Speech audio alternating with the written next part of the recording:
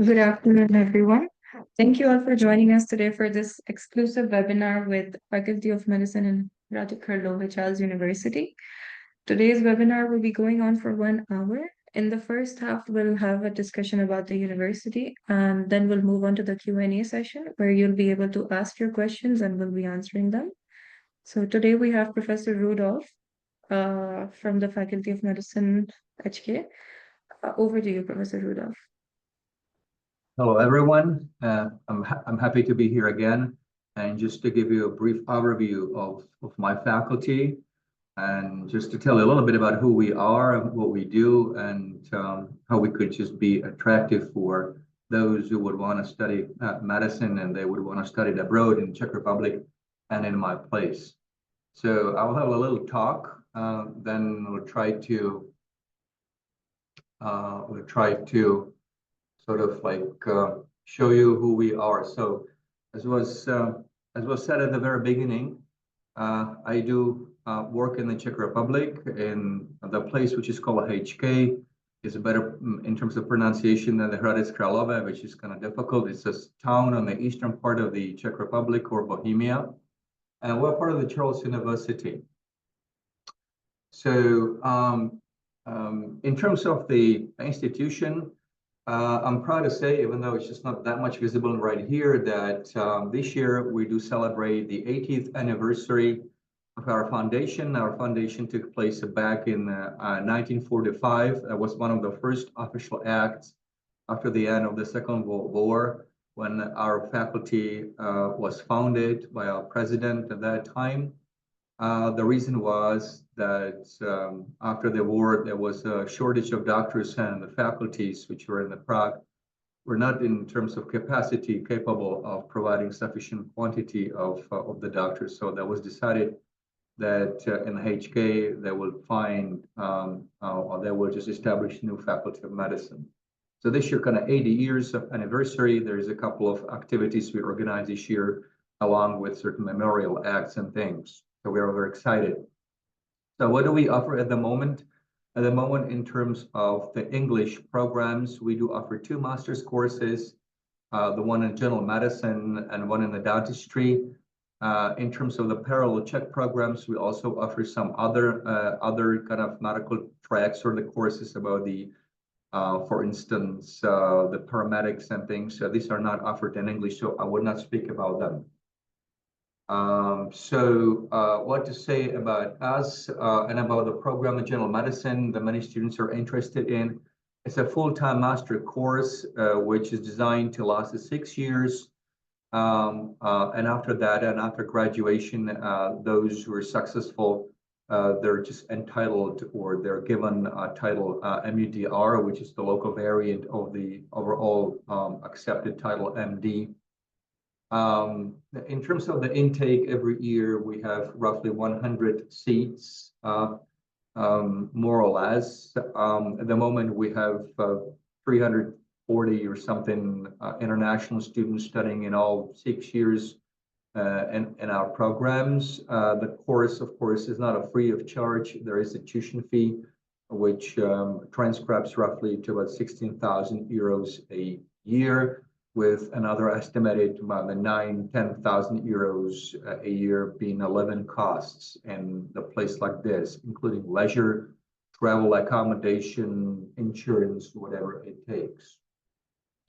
We also do have the course, so we do offer the course on the dentistry, which is also a master's course. The graduates end up with the title MDD. It takes less than the general medicine, takes 5 years, and there are also other differences. I guess the most important difference in these 2 courses is a part of the fact that general medicine students and dentistry students inspired to do different kinds of jobs is that graduates from the dentistry course, they are no longer required to undergo any specific and extensive postgraduate training the way it is required in a general medicine. So after 5 years, it's based on the EU declaration, they should be able to start off from their own without any further need of further studies. The course again is to be paid for, and it's a little bit more expensive given the focus and given the intensity of the training, and also the capacity is rather limited because of intensity. We have only up to 20 to 25 seats for each year batch. So that's about this. Both study programs run in parallel. Sometimes the students of both classes may interact, but roughly they follow their own sort of schedule as it is just sort of like a given. Now, what it takes to study medicine, of course, whether medicine or dentistry, the greater part of the studies are meant to be practical studies. So when a theory is good, it's needed, it will be given, but still theory doesn't make a person competent doctor, competent dentist. So the theory needs to be complemented with a great deal of practicing, which happens in this case in University Hospital, which is affiliated to the Faculty of Medicine in HK. It's one of the largest hospitals in the Czech Republic, serving as the regional and district center of excellence, with the yearly almost 1 million just treated people around the year, with lots of different general as well as specialist ambulances and the clinics where the students do take their practical part of the training. Of course, it's not the only hospital. That we have also some other district hospitals which are contracted to provide the space and teaching capacities for the students in case that they would want to need it. Basically, that's just like a given. Now, let me now speak a little bit about the practicalities and how to enter the school or how to enter the program. It's actually very simple. From our part or from our side, we would only need that a given person applies online.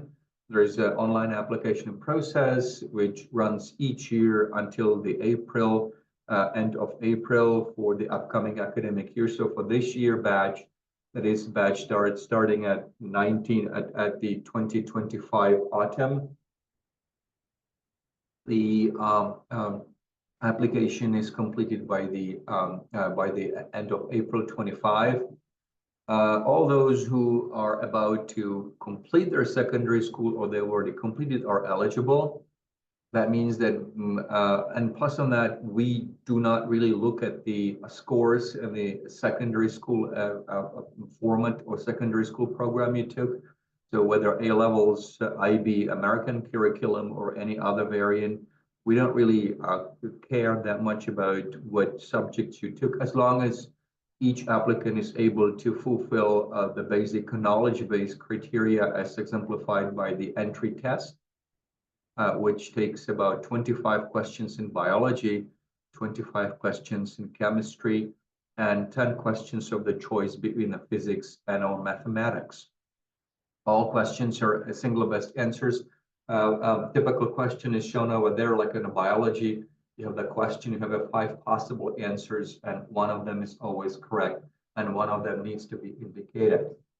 Beyond this written test, there is also an oral interview, which is not based on any formal knowledge, but rather it's just a design along the inquiry into the applicant's ability to express himself or herself, to speak, to synthesize, to weigh the situation and react to certain scenarios which brings the life and which are seen in the faculty or in the hospital. So just nothing really formal. As far as the evaluation of the test, together 60 questions, each worth a point, and there is sort of like a one cutoff. There is no negative marking. The results are communicated usually within a few days following the test, whether it's taken in person or it's gone online. So it takes me to when and where these exams are organized, along with our collaborating partner, Dr. Kadri. We organize these tests twice a year. in the Dubai. The nearest one is will be on April, I believe, 20th or something around that day, and with the following oral interview, because usually there is a greater number of students than being taken place online in the upcoming week. So the results are then communicated within the very next week after the written test was took place.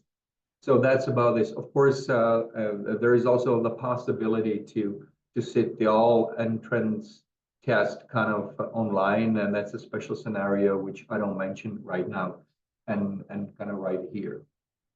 Now, whenever it comes to these tests and things, lots of applicants keep asking questions. Okay, how should I know whether I'm prepared or whether my knowledge is up to the standards required by the school? So how should I prepare myself? That's actually very simple. The given applicant may follow our website, like for instance, the link over here at the very bottom of this slide, where the actual test from the last year is now published and is online.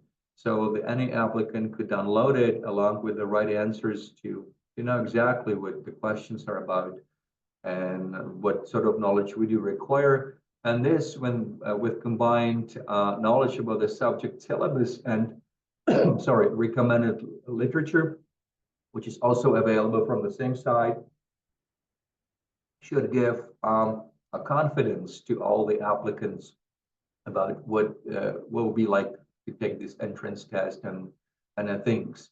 The rest is upon the decision whether it's doable or not. We believe it's doable because our philosophy is just not to make the entrance test overtly difficult, because it doesn't really show whether a given candidate is good candidate or not. We simply seek to have the minimal minimal knowledge requirement, and that's about it. Now, let me now just to tell you a little bit about just what it takes to study at this school like this. Definitely, because the study at university is slightly different than the study at secondary school or in a primary school you might be used to. So first of all, the study is more free. It means like the schedules are at the same time tight, but at the same time kind of free or more liberating. So study takes place over the academic semesters. One academic year typically begins at the beginning of October and is completed by the end of September or the year after. It's broken down to 2 semesters, winter and summer. And in between these semesters, there is a time off. There are no classes. Students are only to complete their exams or other academic duties.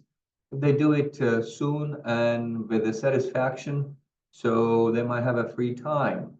So between the January and the February and the end of May, June, July, August, September, those are the times that there is no fixed schedule.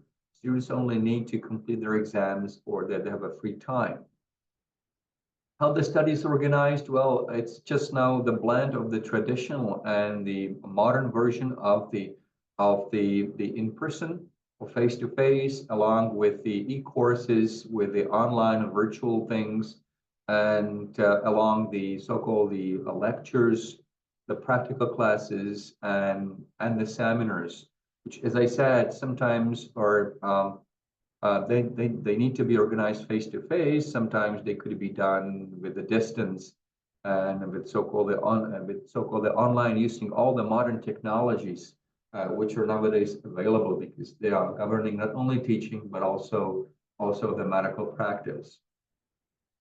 Now, the important part of the exam is actually, important part of the studies is just testing the knowledge, either a progressive testing of the knowledge or sequential, meaning that at the end of each subject or throughout the subject, so various types of tests and feedbacks are being taken place, both in the winter and summer. But most of the exams at the end of the subject or at the end of the completing the course are oral, with each test usually having three attempts, 1 regular and 2 retakes. Well, lots of so-called micro tests or the progress tests, which are organized throughout the year, are actually written. Very often they could be written in a very simple at the beginning of the class, tablet-based, fill in the questions or multiple choice questions in order to see whether a student is prepared for the class and whether he or she makes the decent progress. So students are constantly monitored, and their progress is closely followed in order to make sure that they're not slipping and they're not given the hard time at the very end. So what it takes to be a student of faculty, like a student of the university? Well, certainly the life would be then very intensive, both study-wise as well as the free time-wise. The one has to be prepared for the life of independence, means that there are sort of like things very often we do enjoy while we're with the family, but now when you're outside the family, you need to be ready to fix them yourself. Plus, of course, in order to be successful, the person needs to understand what are the rules, comply with them, and exercise some of the sort of like a modern words, such as the critical thinking, be able to manage his or her own time, which is, I guess, the biggest problem with the young generation. Be patient, drive, and also, most importantly, being able to communicate, because the lack of communication is always the beginning of trouble. Now, let me now just in the second part of my talk to speak a little bit about just the HK and thing, just what is possibly our just major selling point. Well, that part is kind of tricky in my opinion, because we're not travel agents, so we don't really offer you the next vacation, but we offer you solid beginning of the new life, and that has its own sort of like a specificities. So for one thing, let me tell you this, there is no one major selling point like a home run, which I could just argue now that no other faculty, no other institution has. And that could be like the major reason why would you join us. I guess it's just like a rather combination of various factors which make this faculty and the place a nice option for those who would consider. For one thing, we offer the place which for students is very supportive in terms of the information. It is the library in the traditional and the modern way. So all the books and materials are provided, including the special electronic sources. These sources like databases, which are nowadays pretty much useful and needed by the students. So that's just for one part of the story. Another part of the story is that the place itself is just not, even though it's kind of with a history and it's kind of respectable, it doesn't just show only old places. Also show the modern rooms, the equipped with the state-of-the-art just equipment, offering the students a nice environment and very inspirational, including the hospital, of course. Our faculty, like all other faculties, is now a modern simulation center where the students work with the state-of-the-art machines, not the dummies, but the machines, which make them more competent in terms of practical skills before they could touch on the patients, and they could also train on situations which are normally not found very easily, even in the real life. If I would speak about the major selling point, that would be probably our newly built the education and the research center, so-called campus. The first part of the campus, this is on the left-hand side, is already completed since 2015 and is fully operational, while we're just completing the construction of the second part of the campus, which will be fully operational by the fall of 26. So the next year in the fall, the students will study only in this new campus, which is literally speaking the next door to the faculty hospital. And that will be like a major hub for not only the students of medicine, but also students of pharmacy to share in the one place and just to enjoy the facilities which are being provided to them. Now, we do believe that there is no study of the medicine or biomedical sciences without really focusing on the research. Research is what makes the medicine to move forward. And that's where all our students are incentivized just to just to partake in the research, either through the electives or through the research opportunities, which includes also very unique research opportunity in the 3-month stay in the US in the Mayo Clinic. It's just a very excellent institution which gives really really excellent opportunity to our select students to start a new life. Now, beyond that, of course, we're aware of the fact that the students and the studies could be demanding, and sometimes not each and every day of the studying is sort of like a rainbow and sunshine. There could be really hard times, the times of the hesitation and doubt, and that is why we also care for the students' well-being. And it's just, as we modernly say, a balance between the work and the life. And therefore, we do offer the various professional services to students who find some difficulties in their life in order just to make them still online and make them on the track and make them motivated and make them successful. So along that way, we organized lots of things. Some of them are voluntary, some of them could be booked. So simply student well-being is one of our center of interest. Well, what about the HK? Well, HK is certainly not a large place, which at least works well for me and for lots of us because it's a quiet and a green city with a history. It's a city whose population is largely made of students because there are some other universities beyond the Charles, like the Eastern Bohemian University. There's a military university, and together we boast more than a fifth of the population of the HK at times is made by students. There's a young place with a friendly vibe, as the young generation says today, because it's smaller, it's not in the center of the tourism, so also it's kind of comparatively safer, perhaps also a bit cheaper. And also what I love very much is that it's because of its size, because of the flatness of the landscape surrounded with the forests, it's also very easily navigable. Means that you could walk it very easily, you could use the bicycles a lot. Plus, of course, there is a very developed the public transport. Now speaking about the modern amenities such as the taxis, bolts, and other services which are often used by the students.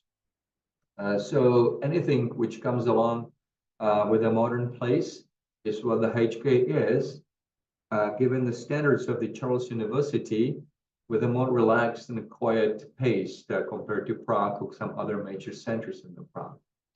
A part of the story is, of course, our students. And our students are very active, and I'm very proud to say that they organize themselves, setting up lots of professional bodies, student institutions like the ISU in our case, International Student Union, organizing for the members lots of activities, which are both in sense of the art, in sense of the social interactions, in sense of also the lots of sports. Some of these activities are literally speaking only international students activities. Some other activities are just together with the students studying in the Czech, students studying in English, especially like these Czech English meets, where we try to promote the culture, the local habits, and also enrich each community with the best what we could offer. And that includes, of course, lots of sports, because this is what the students are really interested in. At the moment, the sport department offers more than 30 different types of the sports the students could choose to practice. Some of them are kind of attractive, some of them are kind of normal, in order just to feel that they're fulfilled and they're kind of satisfied also on this part of these stories, not only about studying. So that was about it. And with all these busyness of the studies, activities, extracurricular events, as well as the social interactions, the time flies by, and 5 or 6 years are gone in a minute. And then the students are then invited to the Kralove, which is the center of Charles University in Prague, for the traditional graduation ceremony. in order to be graduated as a doctors of medicine or doctors of dentistry, along with their friends, families, parents, as a nice sort of like a social day. And they became our alumni, and they could still follow us very proudly. They are part of the community, academic part of our faculty, and we are very proud just to meet with them and to keep the contact with them whenever they go, whatever they do, in order to celebrate their own success. The part of the story. So this is all what I wanted to tell you at the very beginning. Obviously, we are this institution with a lot of contact. So if there will be any further questions beyond this seminar or beyond any like official days of meetings, you could drop us the message either traditional way, phone calls, emails, but also Instagram, Facebook, or whatever other social media, YouTube things we might have. And that's about it. And it remains the last thing to thank you very much for your kind attention, and just to please stay with us in case that you found this presentation and find us interesting. Thank you very much.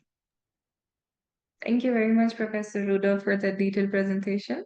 So let's begin with the Q&A session now. As mentioned before, students, you can type the questions in the Q&A box, which should be at the center bottom of your screen.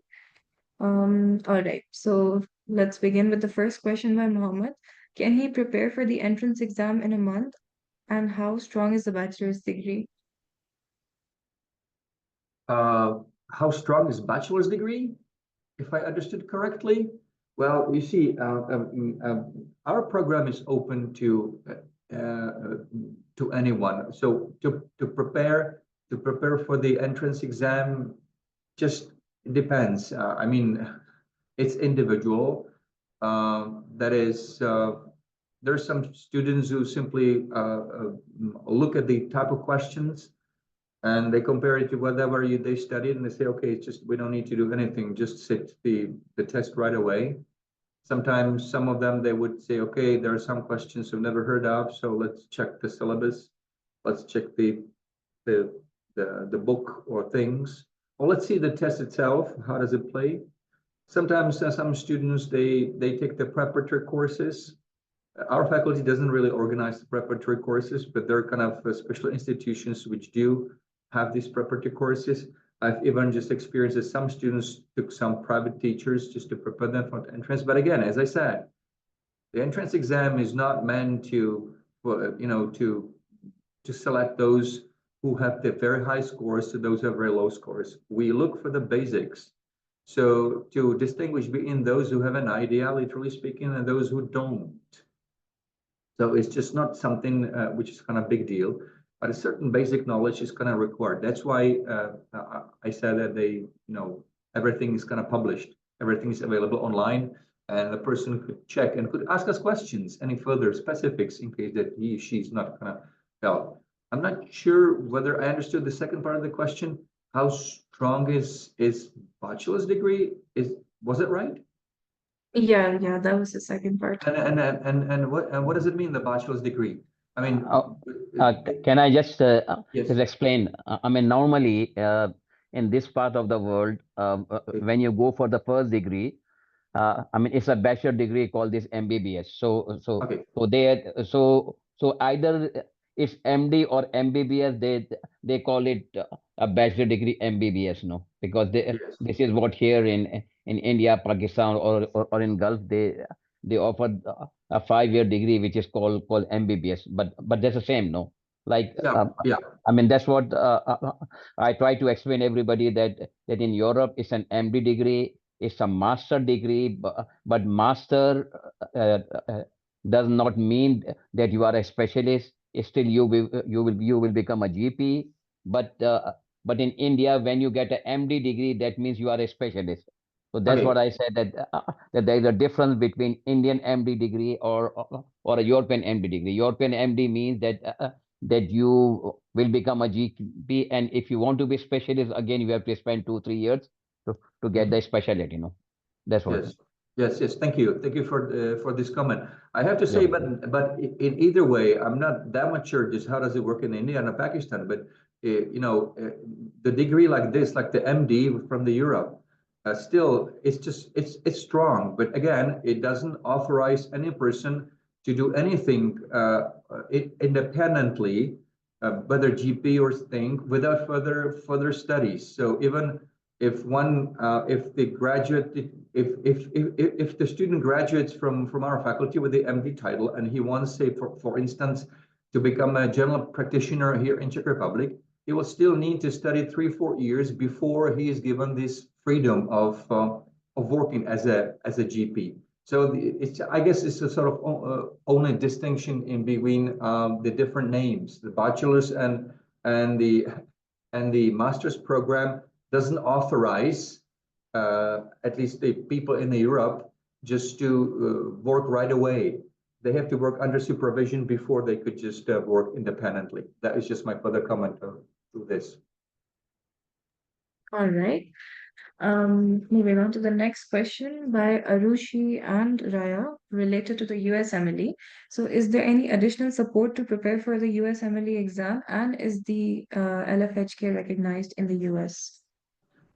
Well, all Charles University is recognized in the US. So that's one thing. So that means that even the LFHK is recognized in the US. But that's just the only simplest thing, because the being recognized in the US doesn't mean that there is any further advantage to it, because as was stated, if the graduate from our faculty wants to continue in the US, he or she first of all has to pass the USMLE. We do give the support the USMLE, but as the USMLE is not part of the curriculum requirements for the EU, for the Europe, for the Czech Republic, then of course the USMLE is not built in the curriculum the way it is in the US faculties of medicine. So once the students decide that they would like to see the USMLE, we give them the support, but the support rather comes individually. And that's, again, the one of the few requirements the graduates have to fulfill, because following the USMLE, they have to subject themselves to the residency selection. That is like a computer match program. They have to find the hosting institution and this and that. But again, to make the long story short, yes, we do get the support for USMLE, and yes, we are recognized by the US. All right. Homera is asking, what is the acceptance rate to get into the university? Well, the acceptance rate is just, yeah, that's a good question. Statistic-wise, I don't have exact numbers, but I would say that is relatively high. So I would say it's definitely 60-70%. But that's just only acceptance rate. The other thing is whether given accepted or admitted candidate would join with us. That's a different story. All right. Homera is also asking, what is the passing mark for the written entrance exam? There's no passing mark. The cutoff is established dynamically each year, so it could change year after year. But we're not looking at the cutoff, which should be like a 90% or something.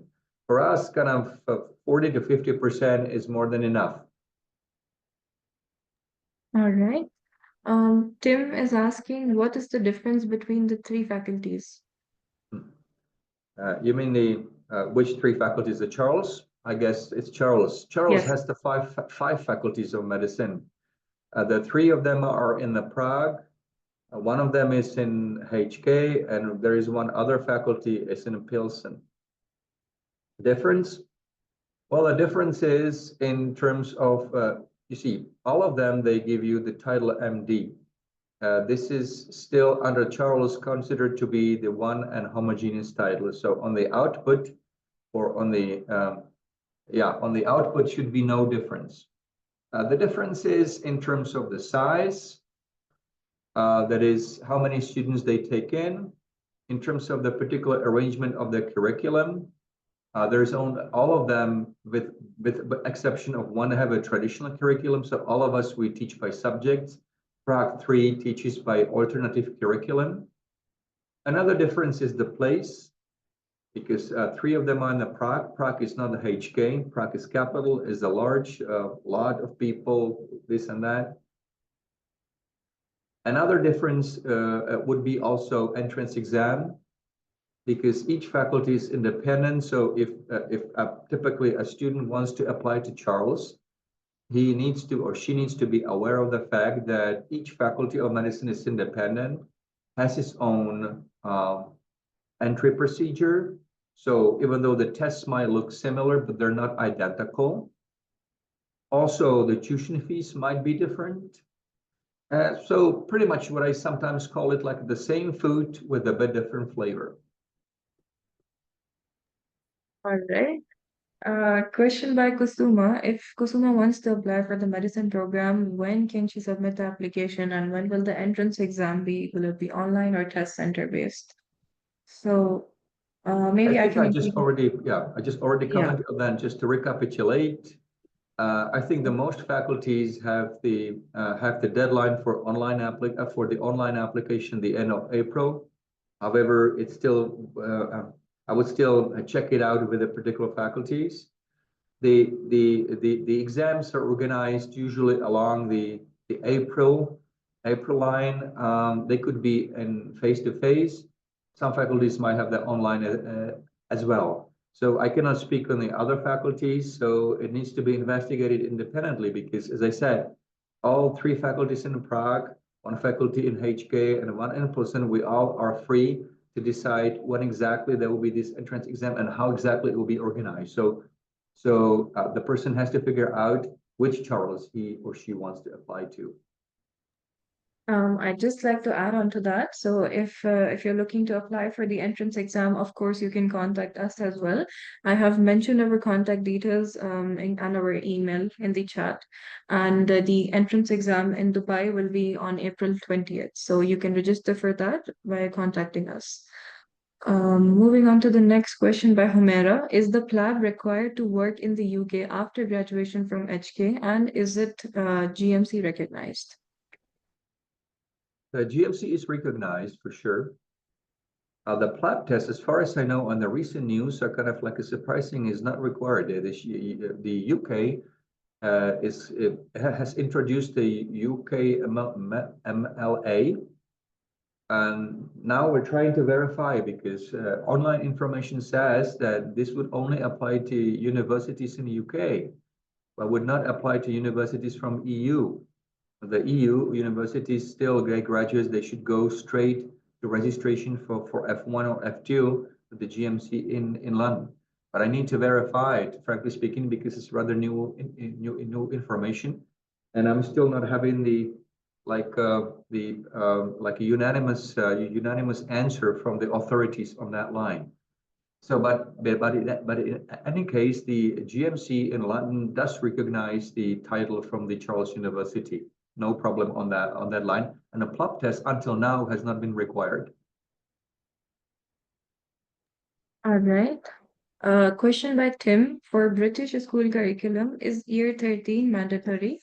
And if it is done, can they skip foundation year in the college? First of all, we don't have the foundation year. We take students straight from the SEC school. If the students need, because of the knowledge of something, to have something like a preparatory courses or foundation year, they could do it in other institutions, but not with us. So for us, as I said, it's just not really important which subjects the curriculum the given student takes in the secondary school are there and what is the scores, rather than whether the given secondary school leaving certificate would be properly nostrified. So it's mostly about the time, because the obligatory education in Czech Republic takes 12 years. So it's minimum like a 12 years worth of studying, which could qualify. Like typically with the A levels, 13 years is perfectly all right and thing. So question is not about the subjects, question and their arrangement.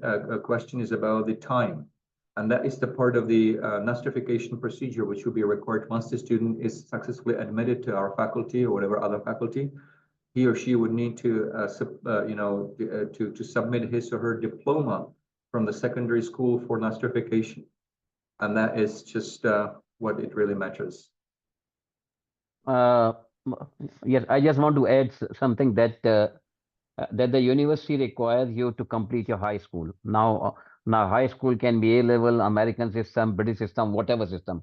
But as long as your certificate is attested by the relevant authority, like if you are in Dubai, it should be attested by the KHDA, or if you are in Sharjah, it's SIPA, or whatever, and then followed by the Ministry of Foreign Affairs, no, and Ministry of Education, and then finally it has to be attested by the Czech embassy. No, now Czech embassy do not attest if it is not attested by the Ministry of Education, and Ministry of Education do not attest if it is not attested by the KAGA.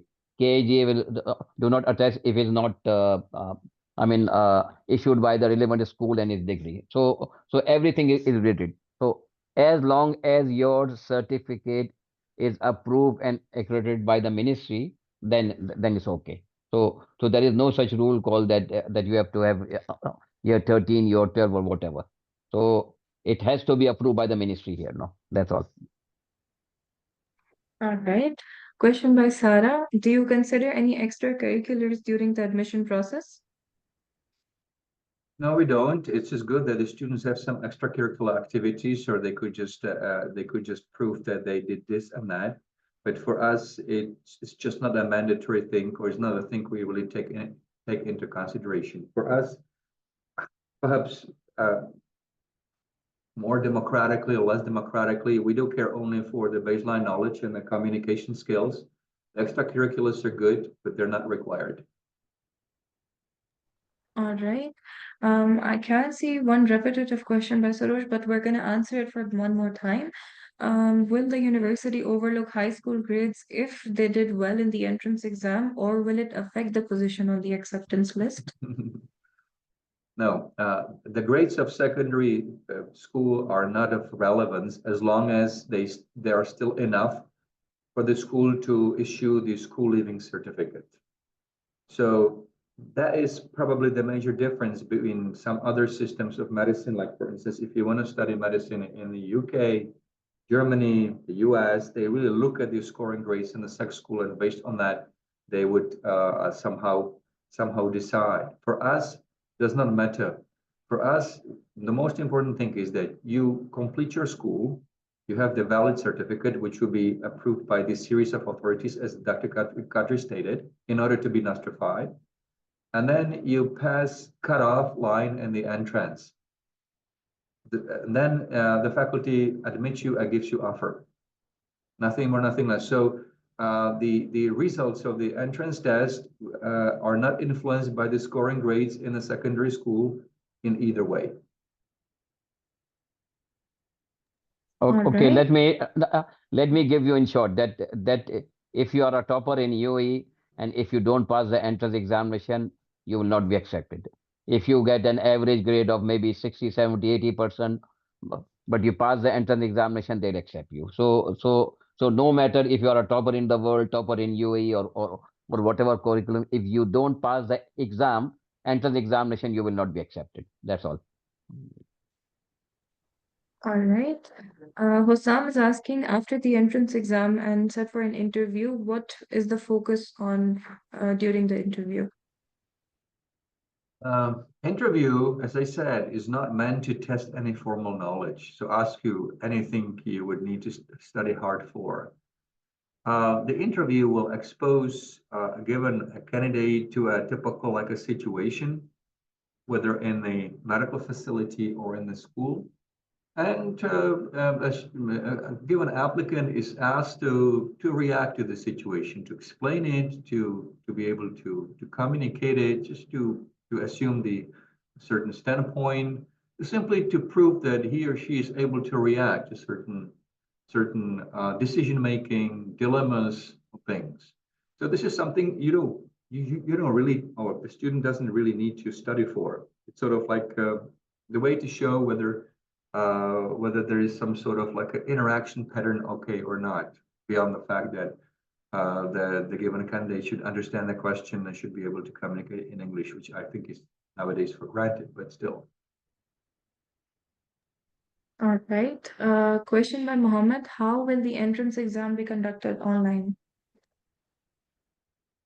Well, online, now, for instance, for the test, which is taking place in person in April 20th, then all those who set the test will be then issued or given or provided a link or sent link via email from our faculty with exact day and the time of the interview, which will take place along the Microsoft Teams. So interview would happen exactly the same way as it would happen face to face. Now the face to face would be via the camera. So of course, the given candidate has to have a robust and solid internet connection, be able to talk and to be visible to given the academic who will conduct the interview online. That's about it. All right. Humaira is also asking what happens if the student fails the retake exam in the university. Well, as I said, there are 3 attempts, 1 regular and the 2 retakes. If the worst comes worst and the 3rd retake or the 2nd retake is not passed, so that means that it's kind of failure in the given subject. And then it would really depend on the context. It would not be easy to explain right now, and we would not just really spend much time on that. But again, that would depend on what is the importance and position of the subject within a given yearly curriculum. Sometimes it may happen that the failure in this subject is just not a big deal because the subject could be transferred or taken along to the next segment of the study. Sometimes the very fact that the subject was failed means that the study has to be reorganized in something what we call an ISP program, that is an individual study plan. And in the worst case scenario, if the failure of the subject, which is very huge and large and important, happens, then it could also end up with the failing of the entire year and the termination of the studies. So that's something which sounds really terrible, and it is terrible, but believe me, there are many safeguards to prevent and to teach students and to prevent these terrible things from happening. I would not deny, though, that sometimes these things happen, especially if the combination of various factors, including the inability of students to understand certain things or unwillingness to recognize these certain things takes over. All right. Raya is asking if do you require the IELTS exam? No, we don't. All right.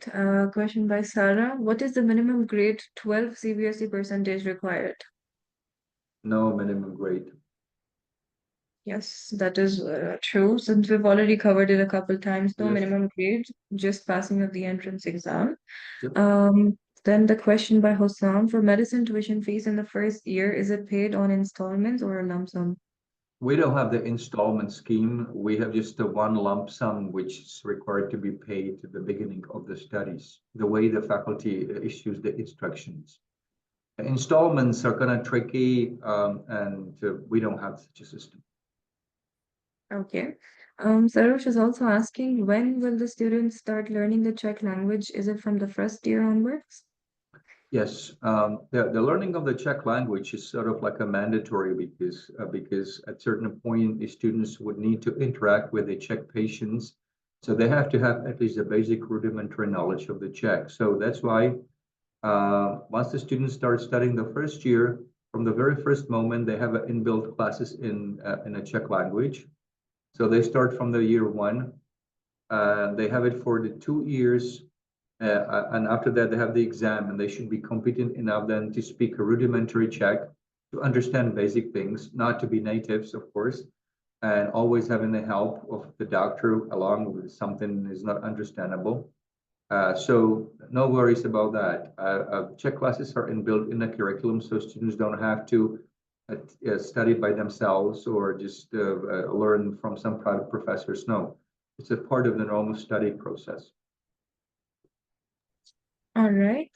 Um, Raya is asking, does the tuition fees cover study only, or the student needs to arrange accommodation, or is it inclusive with the fee? The tuition fees cover just the studies. Students have to arrange themselves accommodation and other related expenses, so that's kind of extra. As far as the accommodation arrangement and some other things, our faculty, we have the collaboration with the two private institutions or companies who could fix and arrange anything the students would need, starting from being picked up in the airport down to arrangement of the flag. Yes, but that comes an extra. Tuition fee doesn't cover these things. That's why I spoke in the presentation also about the living expenses, which we estimate might be 9,000 to 10,000 euros a year, covering everything what the life needs: food, travel, leisure, accommodation, insurance.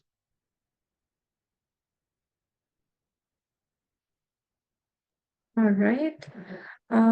There's a question by Homera. Homera, can you specify which exam you're talking about, and maybe then we can answer your question. Um, in the meantime, all open questions are closed, so I'm just gonna tell you guys. Okay, so Homera is asking that she's read that the online exams there are limitation. She's read online that there are limitations to book the slot of the entrance exams as the slots get filled under a minute, and it's really hard to book a slot for the exams. To which extent is this true? I'm not really Then sure what situation the yeah, she just question. clarified. Sorry, she Yes. just clarified. She's talking about the university exams, not the entrance exams.